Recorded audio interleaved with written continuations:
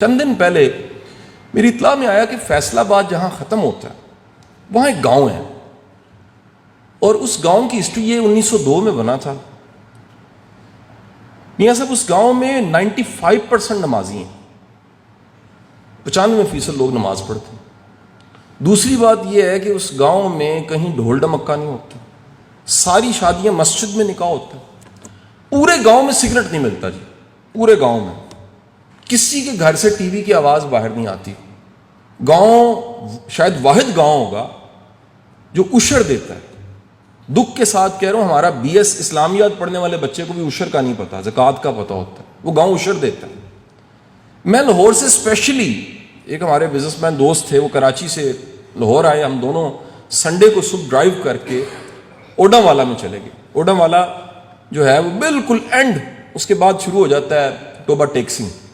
وہ گاؤں کو پورا دن ہم نے وہاں جا کے مسجد میں گزارا اور علاقے کو پورا امن۔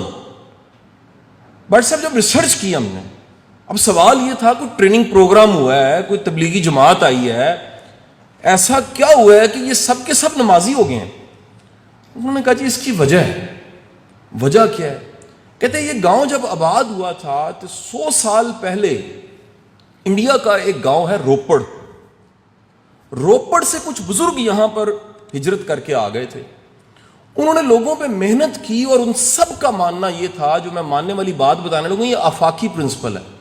یاد رکھیے گا، تربیت نہ کتاب کرتی ہے، نہ لیکچر کرتا ہے، نہ واعظ کرتا ہے، نہ تبلیغ کرتی ہے۔ تربیت بندے کے کمپنی سے ہوتی ہے۔ اگر بندہ اہم نہ ہوتا، شخص کی کمپنی اہم نہ ہوتی، تو اللہ صرف کتاب اتارتا، نبی کی ضرورت نہ ہوتی۔ اگر بندوں کی اہمیت نہ ہوتی تو سرکار دو عالم اپنے اصحاب کو ستارے نہ کہتے کہ جہاں ملے ان سے روشنی لو۔ ان طالب علموں میں اور ہم میں کیا فرق ہے؟ 1400 سال کا گیپ ہے۔ انہیں فزیکلی کمپنی مل گئی، ان کے قدموں کی خاک ہم بن جائیں، بڑی بات ہے۔ ہم 1400 سال بعد والے۔ انسان کے ساتھ رہ کے سیکھتے، کمپنی سے سیکھتے، صحبت سے سیکھتا ہے، جو کہ صدیوں پرانا طریقہ تھا ہمارے ہاں خانقاہ کا، جو وقت کے ساتھ ساتھ یہاں ختم ہو گیا۔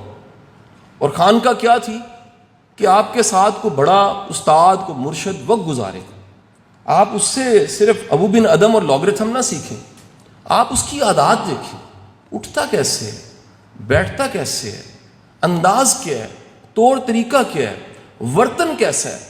آپ کا اس کے ساتھ واہ پڑے تو آپ کہہ سکیں کہ اس کی کمپنی نے جو مجھے سکھایا ہے میں اسے بھلا نہیں سکتا۔ میرے بیٹوں اور بیٹیوں، آخری بات کیا کہ میں بات ختم کروں گا۔